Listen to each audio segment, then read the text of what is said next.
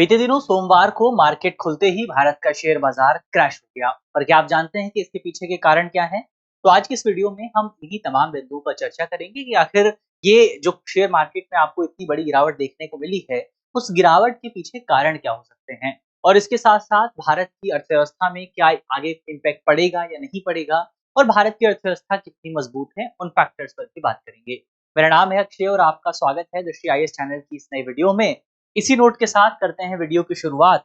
और सबसे पहले यहाँ पर आपके लिए एक सवाल है। तो सबसे पहले एक सवाल देखेंगे, सवाल के जवाब को वीडियो में खोजेंगे, वीडियो में ढूंढेंगे, और फिर अंत में आप कमेंट बॉक्स में सवाल का जवाब दे सकते हैं। सवाल पहले देख लेते हैं। सवाल है हमारा कि हाल के वर्षों में भारत में डीमैट खातों की संख्या को लेकर निम्नलिखित कथनों पर विचार कीजिए। हमारा पहला कथन है कि डीमैट खाते केवल शेयर बाजार में निवेश करने के लिए आवश्यक होते हैं और ये म्यूचुअल फंड निवेश के लिए अनिवार्य नहीं है। दूसरा हमारा कथन है डीमैट खातों की संख्या में वृद्धि का एक प्रमुख कारण कोविड-19 महामारी के दौरान डिजिटल निवेश प्लेटफॉर्म का प्रसार रहा है। अब हमें बताना है कि उपयुक्त कथनों में से कौन सा या कौन से कथन सही है या फिर हैं। हमारे ऑप्शन है, ऑप्शन ए केवल एक, ऑप्शन बी केवल दो, ऑप्शन सी एक और दो दोनों, और ऑप्शन डी ना तो एक और ना ही दो। तो सवाल का सही जवाब अगर आप जानते हैं तो फिर आप कमेंट बॉक्स में बता सकते हैं। आप नहीं जानते हैं, थोड़ा सा इंतजार करिए, वीडियो में हम इस सवाल पर डिस्कस करने वाले हैं।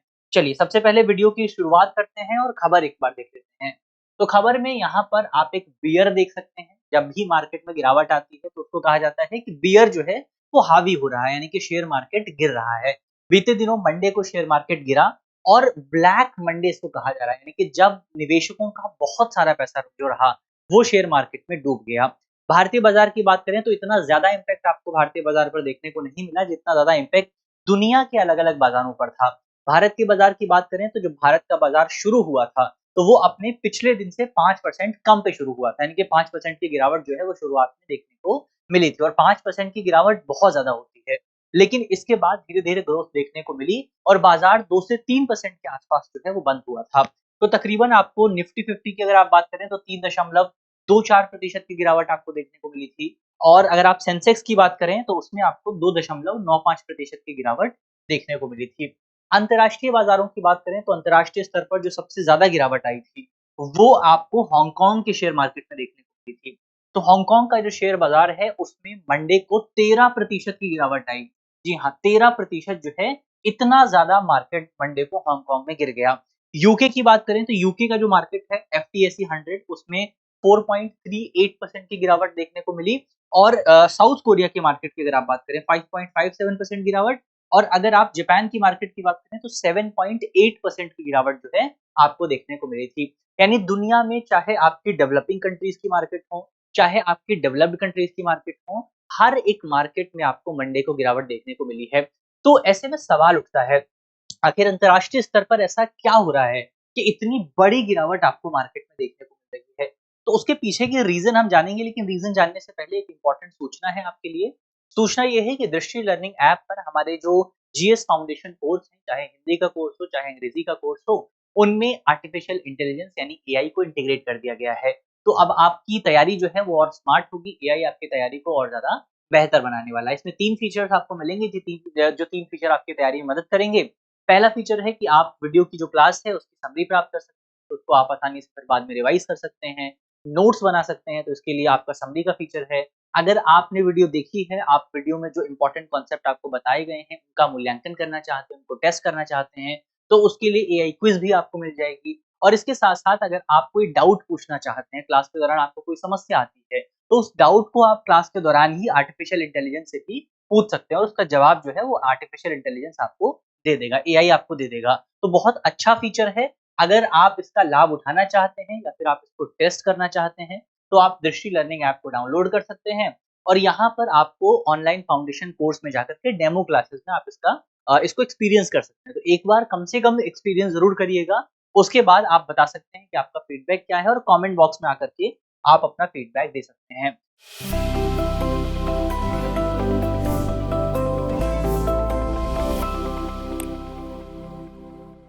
तो सबसे पहले हमने देखा कि भारतीय बाजार में गिरावट आई है, दुनिया के जो अलग-अलग बाजार हैं वहाँ पर गिरावट आई है। अब इस गिरावट के पीछे के कारण क्या हैं? उन कारणों पर अगर आप बात करें तो जो सबसे मेन कारण है वो है विश्व में व्यापार युद्ध की शुरुआत। व्यापार युद्ध की शुरुआत कहाँ से होती है? शुरुआत होती है अमेरिका के टैरिफ पॉलिसी से। तो जब अमेरिका के नए राष्ट्रपति सत्ता में आए थे तो उनकी तरफ से ये वादा किया गया था कि वो दुनिया के अलग-अलग देशों पर जो भी अमेरिका पर जो टैरिफ लगाते हैं बहुत ज़्यादा, उन पर रिटेलिएशनरी एक्शन लेंगे और उन पर टैरिफ लगाएँगे। इसी के जवाब में 3 अप्रैल को अमेरिका के नए राष्ट्रपति द्वारा ये घोषणा की गई कि वो कौन-कौन से देशों पर कितना टैरिफ लगाने वाले हैं। भारत पर भी टैरिफ लगाया गया, बहुत सारे देशों पर टैरिफ लगाया गया, यूरोप पर टैरिफ लगाया गया, कनाडा पर टैरिफ लगाया गया, इसके अलावा मेक्सिको पर टैरिफ, मेक्सिको और कनाडा पर तो पहले से ही 25% था, चाइना पर 34% का टैरिफ लगाया गया और अमेरिका के राष्ट्रपति की इस घोषणा के बाद चाइना ने भी रिटेलिएशनरी टैरिफ लगाने की घोषणा की है। चाइना ने कहा है कि हम भी 34% टैरिफ लगाएँगे। इसके अलावा अगर आप देखें तो कनाडा की तरफ से भी टैरिफ लगाने की घोषणा की गई है कि कनाडा भी जवाबी कार्यवाही करेगा। मेक्सिको ने भी घोषणा की है कि मेक्सिको भी इस संबंध में कार्यवाही करेगा। यूरोप की तरफ से भी कहा गया है कि हम अमेरिका के खिलाफ कार्यवाही करने के लिए तैयार हैं, पूरी तरीके से मजबूत हैं। आसियान कंट्रीज जो हैं, इनका भी कहना है, ये भी एक फ्रेमवर्क तैयार कर रही हैं जिसके माध्यम से जो अमेरिका है वो और ज़्यादा चैलेंज दिया जाएगा। तो अमेरिका के जो भी साथी कंट्रीज हैं, दुनिया भर में अगर आप देखें तो अमेरिका की टैरिफ पॉलिसी के खिलाफ एक बड़ा रिएक्शन आपको देखने को मिलेगा और उसी रिएक्शन का परिणाम है कि मार्केट में इतनी बड़ी गिरावट हुई है। क्योंकि लोगों को अब ये अंदाजा है कि अगर एक देश दूसरे देश पर कार्यवाही करेगा तो उसकी जवाबी कार्यवाही भी आएगी। तो अमेरिका ने दूसरे देशों पर कार्यवाही करी और अब दूसरे देश अमेरिका पर कार्यवाही कर रहे हैं, जिसकी वजह से नुकसान किसका हो रहा है? नुकसान हो रहा है अंतर्राष्ट्रीय मार्केट का, क्योंकि इस पूरी कार्यवाही की वजह से अंतर्राष्ट्रीय स्तर पर आपको एक अनसर्टेनिटी जन्म लेती हुई नजर आ रही है और ये अनसर्टेनिटी जो है, अनिश्चितता जो है, ये अंतर्राष्ट्रीय मार्केट को प्रभावित कर सकती है और इसीलिए जो आपके इन्वेस्टर हैं, वो अपना पैसा बाहर निकाल रहे हैं और मार्केट में गिरावट आ रही है। तो बढ़ती टैरिफ मांग और धीमी वैश्विक वृद्धि को जन्म दे सकती है ये पूरी घटना। तो घटना के कारण क्या है, पीछे के क्या रीजन हो सकते हैं, वो तो हमने बात कर ली कि ट्रेड वॉर 2.0 की संभावना जो है वो अब आपके सामने और ज़्यादा प्रबल होती हुई नज़र आ रही है। अमेरिका ने दूसरे देशों पर टैरिफ लगाया है, वो अमेरिका पर टैरिफ लगाएँगे, अमेरिका और कार्यवाही करेगा, वो भी कार्यवाही करेंगे। तो ये जो जवाबी कार्यवाही हो रही है, इस जवाबी कार्यवाही की वजह से अंतर्राष्ट्रीय स्तर पर आपको एक अनसर्टेनिटी जन्म लेती हुई नज़र आ सकती है।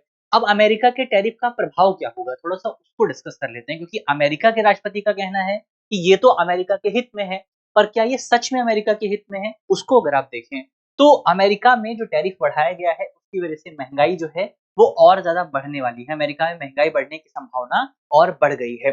क्योंकि पहले मान सोच करके देखिए कि कोई इम्पोर्टेंट प्रोडक्ट है जो कि चाइना से आता था या किसी दूसरी कंट्री से आता था, उस पर कम टैरिफ लगता था, तो वो सामान जो है मान लीजिए ₹100 में बिकता था। लेकिन अब उस पर ज़्यादा टैरिफ लगाया जा रहा है, तो वही सामान और ज़्यादा महँगा बिकेगा। तो इसकी वजह से अमेरिका में आपको महँगाई बढ़ने की संभावना देखने को मिल सकती है। और अगर महँगाई बढ़ती है, क्योंकि देखिए अगर आप महँगाई का जो टॉपिक है, वो टॉपिक यूनिवर्सल टॉपिक है और राजनीति में राजनीतिज्ञ जो हैं, जो आपके पॉलिसी मेकर्स हैं, वो जिस एक चीज़ से सबसे ज़्यादा डरते हैं, वो है महँगाई। क्योंकि महँगाई आम जनता का जो विचार है, उसको तुरंत बदल सकती है और अधिकांश जो पॉलिटिशियंस हैं, वो नहीं चाहते हैं कि जब चुनाव आएँ, तो महँगाई ज़्यादा रहे।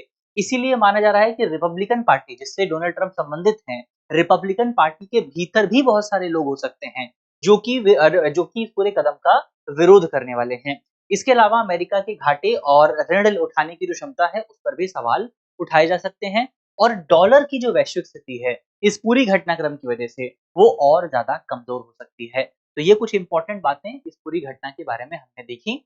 अब बढ़ा जाए आगे, बातचीत की जाए कि भविष्य की क्या संभावना हो सकती है।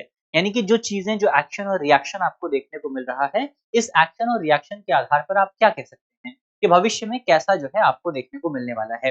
तो भविष्य की संभावनाओं की बात करें, 3 संभावनाएँ आपको देखने को मिल सकती हैं।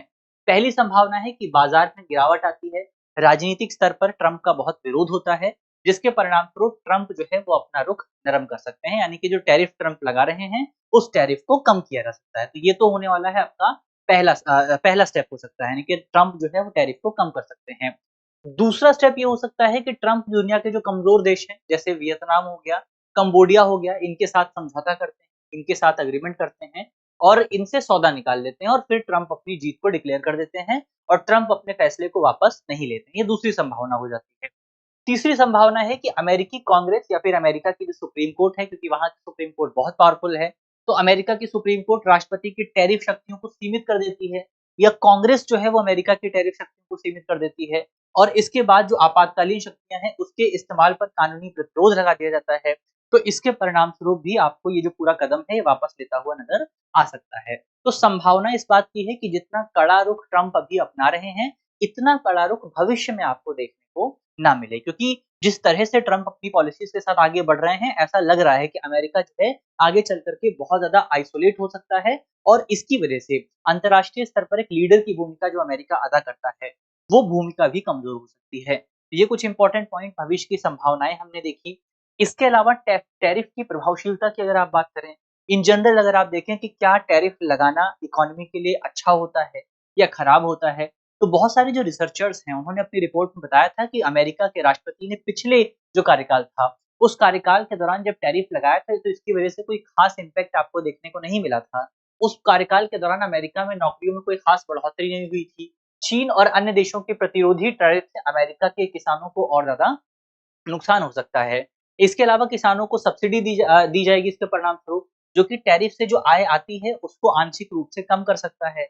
इसके साथ यूरोप और अमेरिका की यूरोप में बेसिकली अमेरिका की जो कंपनियां हैं, वो कंपनियां नियामक जांच के दायरे में हैं। चाइना ने भी आपको याद होगा बीते दिनों में घोषणा की थी कि चाइना जो है वो अमेरिकी कंपनियों की जांच करने वाला है, जैसे एप्पल, मेटा, इस तरह की जो कंपनियां हैं, इनकी जांच अलग-अलग देशों में की जा रही है क्योंकि अमेरिका ने अपने रूल इतने स्ट्रिक्ट कर दिए हैं।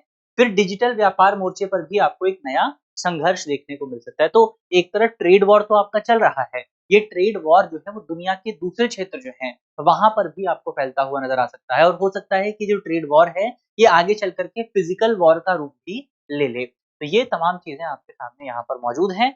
अब अंत में एक बार देख लिया जाए भारतीय अर्थव्यवस्था की क्या सिचुएशन है। तो बहुत सारे जानकार ये मानते हैं कि भारतीय अर्थव्यवस्था जो है अंदर से बहुत ज़्यादा मजबूत बनी हुई है। इसके पीछे के बहुत सारे कारण हो सकते हैं। कारणों की अगर आप बात करें, पहला कारण है टैरिफ प्रभाव का बहुत ज़्यादा कम होना।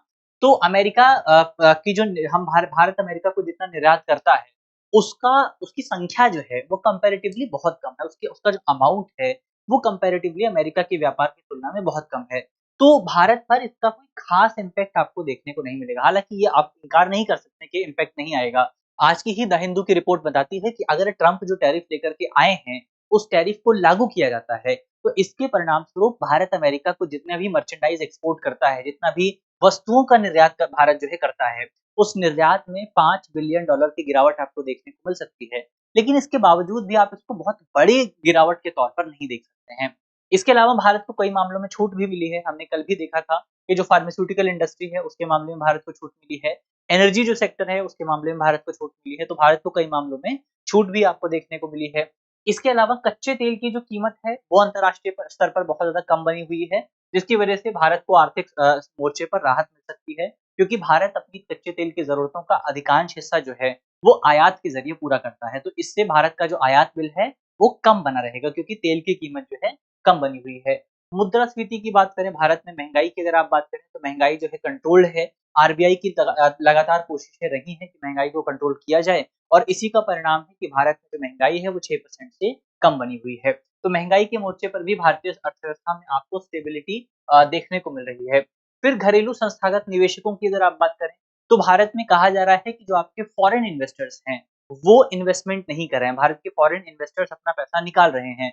लेकिन जो भारत के घरेलू इन्वेस्टर्स हैं, वो बहुत ज़्यादा पैसा आपको शेयर बाज़ार में डालते हुए नज़र आ रहे हैं। म्यूचुअल फंड में बहुत ज़्यादा पैसा डाला जा रहा है भारत में और इसका एक रीज़न ये भी हो सकता है क्योंकि भारत में अगर आप देखें, तो डीमैट अकाउंट की संख्या एक तो बहुत ज़्यादा बड़ी है। भारत में डीमैट अकाउंट जो है खासतौर पर कोविड-19 महामारी के बाद एक डिजिटल रिवॉल्यूशन आपको देखने को मिला था और कोविड-19 महामारी के बाद भारत में आपको जो डीमैट अकाउंट की संख्या है, वो काफ़ी ज़्यादा बढ़ती हुई नज़र आई थी। फिर म्यूचुअल फंड में पैसा इसलिए बहुत ज़्यादा जा रहा है क्योंकि म्यूचुअल फंड में इन्वेस्ट करने के लिए आपको डीमैट अकाउंट की ज़रूरत भी नहीं होती है। आप डायरेक्ट किसी कंपनी को पैसा दे करके म्यूचुअल फंड में इन्वेस्ट कर सकते हैं। तो म्यूचुअल फंड में बहुत ज़्यादा पैसा आपको देखने को मिल रहा है। पेंशन फंड जो है, ये लगातार हमारी इकोनॉमी में इन्वेस्ट कर रहे हैं। तो अगर हमारी इकोनॉमी में एफआईआईज़ नहीं आ रहे हैं, फॉरेन इंस्टीट्यूशन इन्वेस्टर्स नहीं आ रहे हैं, इसके बावजूद भी हमारी इकोनॉमी के जो डीआईआईज़ हैं, यानी कि आपके डोमेस्टिक इंस्टीट्यूशनल इन्वेस्टर्स हैं, जैसे कि आपका म्यूचुअल फंड हो गया, पेंशन फंड हो गया, ये लगातार इकोनॉमी में निवेश कर रहे हैं। ये लगातार इकोनॉमी में पैसा डाल रहे हैं और एक ट्रेंड जो आपको इंडियन इकोनॉमी में देखने को मिल रहा है, वो ये है कि लोग अब बैंकों में पैसा जमा नहीं कर रहे हैं, बल्कि बैंकों में पैसा जमा करने के बजाय लोग अब शेयर मार्केट में पैसा लगा रहे हैं। भारत में आप देखें तो डीमैट अकाउंट की जो संख्या है, वो पिछले कुछ सालों में, खासतौर पर कोविड-19 महामारी के बाद बहुत तेजी से आपको बढ़ती हुई नजर आई है। तो ये भी कारण है। फिर इस बार मानसून भी काफी बेहतर रहा है आपका और उम्मीद है कि आगे भी बेहतर रह सकता है। अल नीनो की संभावना से आईएमडी ने पूरी तरीके से इनकार कर दिया है। तो मानसून अगर बेहतर है तो ग्रामीण मांग में सुधार आपको देखने को मिल सकता है। ओवरऑल आपको प्रोडक्शन ज्यादा देखने को मिलेगा, तो ये भी हमारी इकोनॉमी के लिए अच्छी बात हो सकती है। तो ये कुछ 4-5 फैक्टर्स हैं जो कि इकोनॉमी को मजबूत बनाए रखे हुए हैं और यही फैक्टर्स जो हैं आपके लिए काम के हो सकते हैं, मेंस के एग्जाम में आपके काम आ सकते हैं। तो ये कुछ बातें रही हमारी इकोनॉमी के बारे में, जो क्रैश का इवेंट आपको देखने को मिला है उसके बारे में, और इकोनॉमी की हमारी इकोनॉमी का स्ट्रक्चर कहाँ पर टिका हुआ है वो भी हमने डिस्कस कर लिया है। तो यहाँ पर हमारा करंट अफेयर का जो सेगमेंट है वो होता है समाप्त। अब अंत में सवाल जो था, इस सवाल के जवाब को अब उम्मीद है कि आप दे पाएंगे। डीमैट अकाउंट को लेकर के आपसे सवाल पूछा गया था, तो अब उम्मीद है कि आप इसके बारे में और डिटेल से जान पाए होंगे और अब आप इस सवाल का जवाब दे पाएंगे। सवाल एक बार फिर से आप देख लीजिए, सवाल में आपसे क्या पूछा गया है और जवाब जो है कमेंट बॉक्स में बता दीजिएगा। तो इसी नोट के साथ वीडियो को करते हैं अपनी समाप्त और उम्मीद है कि वीडियो में हमने जितने भी इंपॉर्टेंट टॉपिक डिस्कस किए हैं वो टॉपिक आपको समझ में आए होंगे। वीडियो यदि आपको अच्छी लगी है तो वीडियो को लाइक कीजिएगा, शेयर कीजिएगा अपने दोस्तों के साथ, साथियों के साथ। वीडियो की पीडीएफ आपको टेलीग्राम ग्रुप पर मिल जाएगी। मिलते हैं आपसे अगली वीडियो में, तब तक के लिए अपना ख्याल रखिए, ध्यान रखिए, पढ़ते रहिए। धन्यवाद। डियर व्यूअर्स, अपने एग्जाम की तैयारी को और बेहतर करने के लिए हमारे चैनल को लाइक, शेयर और सब्सक्राइब करना न भूलें।